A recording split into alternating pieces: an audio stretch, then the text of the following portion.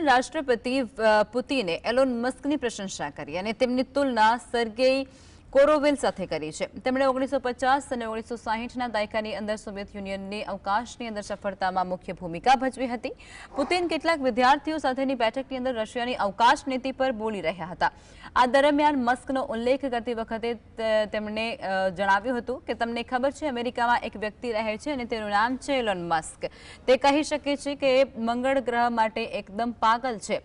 રશિયાની સરકારી સમાચાર એજન્સી TASSના અહેવાલ મુજબ પુતિને મસ્કની પ્રશંસા કરતા કહ્યું કે આ એવા લોકો છે કે જે માનવ વસ્તીમાં વારંવાર જોવા મળતા નથી। તેઓ એક ખાસ વિચારથી પ્રેરિત હોય છે। ભલે આજે મને આ વાત અવિશ્વસનીય લાગે છે પણ આવા વિચારો ઘણીવાર થોડા સમય પછી સાચા પણ પડે છે। અને જેમ આપણા અવકાશ કાર્યક્રમની અંદર પ્રેરણા કોરોવેલના વિચારો સમયસર સામે આવ્યા હતા તે રીતે પુતિને અગાઉ પણ મસ્કની પ્રશંસા કરી હતી અને તેમને ઉત્તમ વ્યક્તિ ગણાવ્યા હતા।